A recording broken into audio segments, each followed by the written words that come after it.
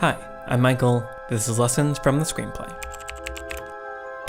This is going to be a weird episode. Occasionally, I make a video as a way of forcing myself to figure out how I feel about a film or technique.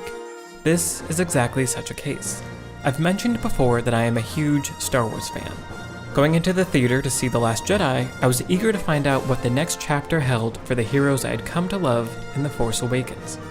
I walked out of the theater partially elated. It had been a very long time since a big-budget tentpole film had genuinely surprised me, but I also felt unenthused. The Force Awakens left me excited for more Star Wars. I had to force myself to see The Last Jedi a second time. So today I want to dissect two of the character arcs in the film, one of which drags the film down with its design, and the other which builds to one of my favorite moments in any Star Wars film. And finally, try to collect my thoughts about the merits of letting the past die. Let's take a look at The Last Jedi. Following the pattern established in The Force Awakens, there are many parallels between The Last Jedi and The Empire Strikes Back. The hero travels alone to a remote location to be trained in the ways of the Force by a Jedi Master who is not exactly what they were expecting.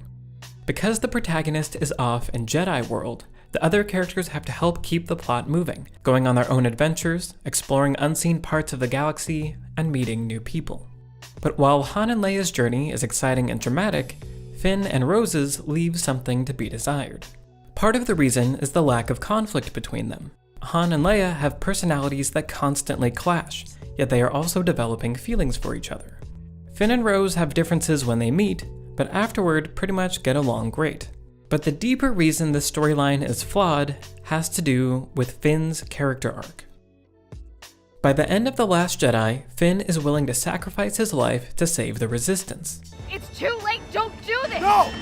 I won't let them win! But part of what makes the end of a character's arc of change compelling is how it contrasts with where they began. And it's not very clear where Finn begins.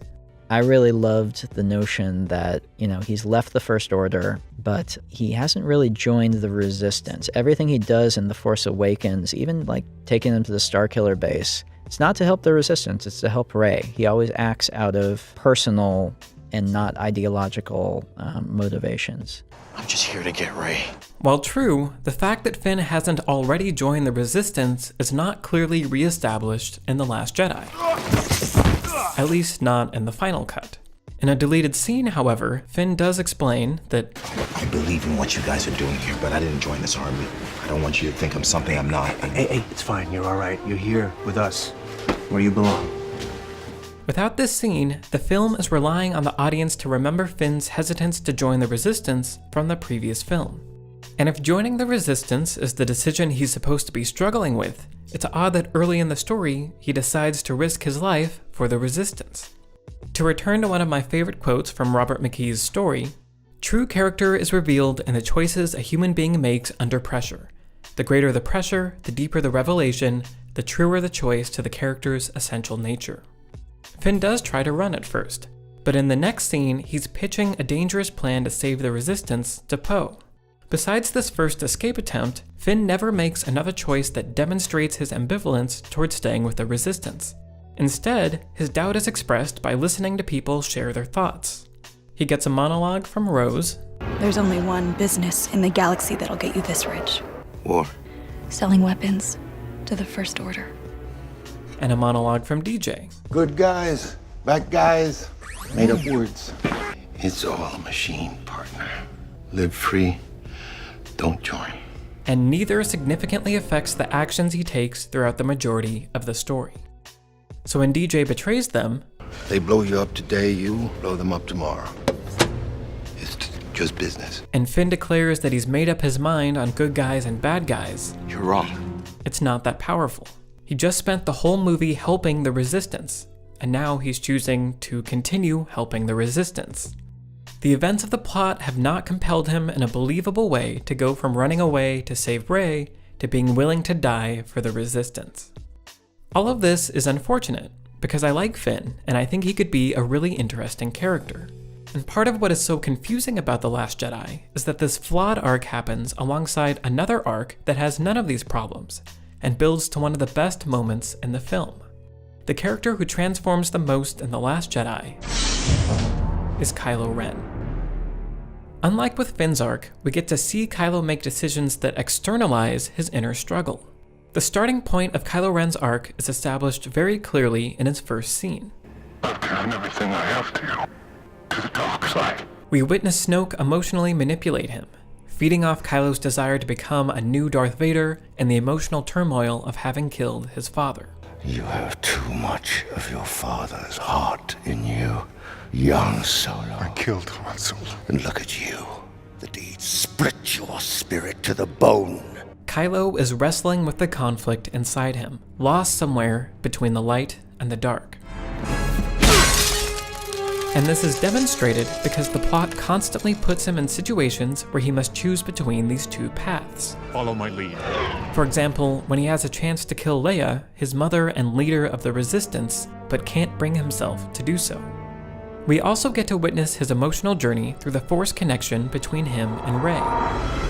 Mechanically, this is an excellent way to force the protagonist and antagonist to interact in a way that can't simply resort to violence. At first, Kylo tries to show Rey that he is the dark Sith that he's trying to be. You are a monster. Yes, I am. But then, he tries to make her understand him, sharing the story of Luke's betrayal. And finally, their emotional bond growing stronger, he is faced with yet another choice. It isn't too late. Rey calls him to the light, and he chooses to reach out and touch her. Time after time, Kylo Ren is given the opportunity to embrace the darkness, but always hesitates. All of this builds to my favorite moment of the film. After they touch hands, Rey glimpses the conflict within him. Just now, when we touched hands, I saw his future. If I go to him, Ben Solo will turn. So she goes to Kylo, and he brings her before Snoke. This begins an exciting cascade of character failures that is the result of clever story construction. First, we learn that Rey wasn't the only one who saw the future, casting doubt on what will happen. I saw something too. Because of what I saw, I know when the moment comes, you'll be the one to turn. Then, Snoke reveals he was the one that connected them, hoping Rey would bring herself to him. Rey has fallen into a trap. Meanwhile, Finn and Poe's plan to save the Resistance is foiled. But not only is it foiled, it causes the Resistance transports to be discovered. Soon they will all be destroyed. So Rey becomes desperate, but she's clearly no match for Snoke. And here, at the depths of our character's failure and the apex of tension, Kylo Ren must choose his path once and for all. Complete your training and fulfill your destiny. And with a flick of his fingers, we gain a deeper understanding of his true nature. And two characters who began the story as enemies become allies. Kylo's arc demonstrates the emotional power choices can have when the plot continually pushes characters to confront their emotional struggle. And having witnessed his potential for good, it is that much more heartbreaking when he finally chooses to become the villain of the story. The arcs of Kylo Ren and Finn express my conflicted feelings about The Last Jedi. Let's go, Chrome Dome. Some of the things it does are amazing, others frustratingly disappointing. On one hand, I love how brave the film is. As Mark Hamill said, Last Jedi was incredibly daring, because I would say, but we really have to think of what the audience expects and what they want. And he says, no, we have to do the opposite. We have to give them something they don't expect that we want. This is a great approach for creating a genuinely new experience for an audience. It's why the finale of The Last Jedi was surprising, while the finale of The Force Awakens was familiar. The heroes faced the antagonists with no meaningful consequence, as the good guys and bad guys had their usual race to see who could blow up the other first. Death Star trench run and all. The finale of The Last Jedi took risks and wasn't afraid to dish out repercussions.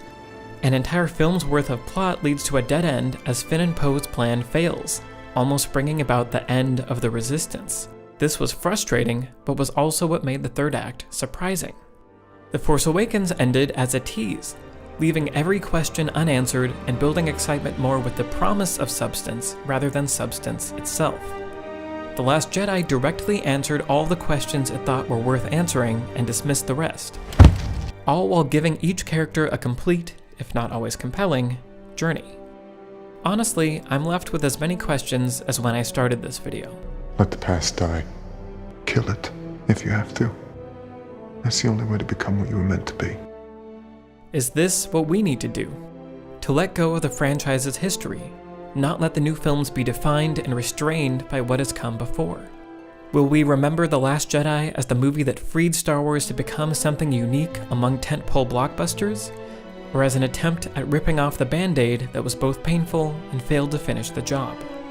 And can Episode 9 redeem the franchise in the eyes that have forsaken it, while also living up to the standard set by The Last Jedi's willingness to let the past die?